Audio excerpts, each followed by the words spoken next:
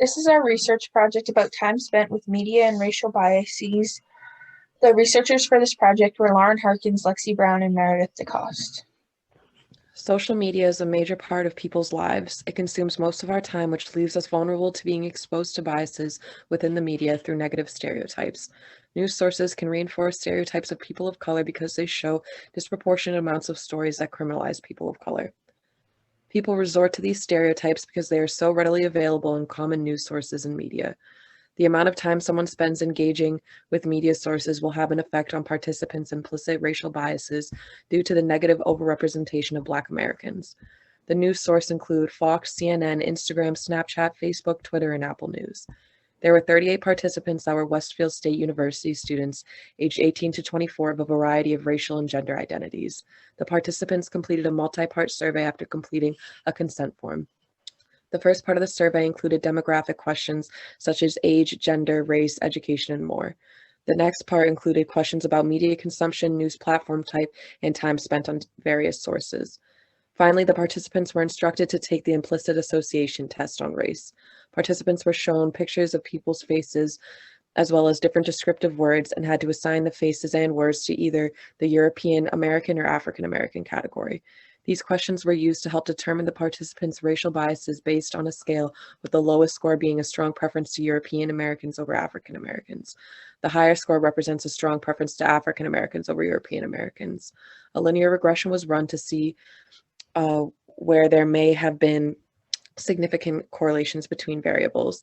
Correlations were then run between IIT scores and three other variables: news source, time spent on news source, and age, because they related to the hypothesis, and that is where significance was found.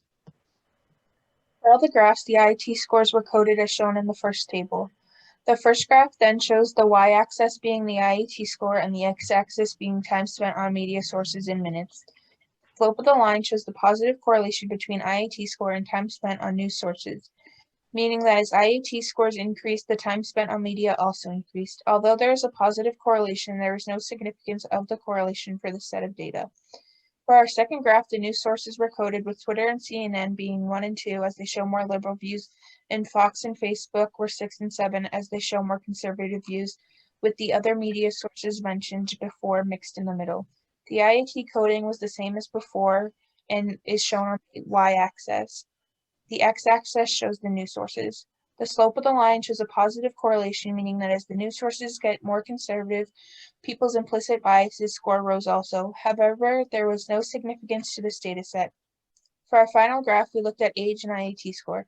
The y-axis was participants' IIT score again, while the x-axis was participants' age. The slope of the line shows a negative correlation with significance, meaning that as people get older, they start to have a higher preference for European Americans compared to African Americans, which matched previous research in this field.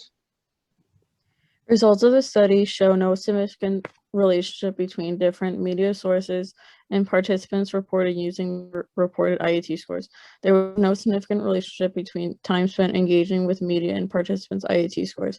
A significant negative relationship was found between participants' age and their reported IIT scores, meaning that the older the participant, the higher the level of implicit biases toward Black people. The finding of the relationship between age and IIT scores was not surprising, as other studies have reported similar findings of negative correlations between age and attitudes about race.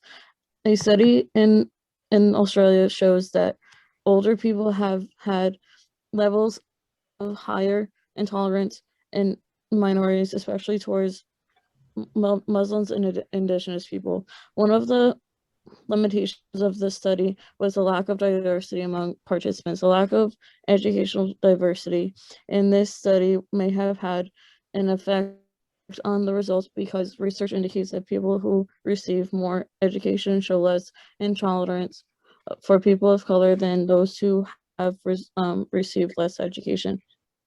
For this study were to be conducted again, future research should ensure that participants come from all different racial, ethnic, and educational backgrounds, also include a large number of participants of different ages. We would like to thank all the participants for providing us with the data that allowed us to study this topic. We would also like to thank Professor Manella, Professor Simbrowski, Professor Hugh Zhang, and Professor Hafner for emailing their students for participating in the study.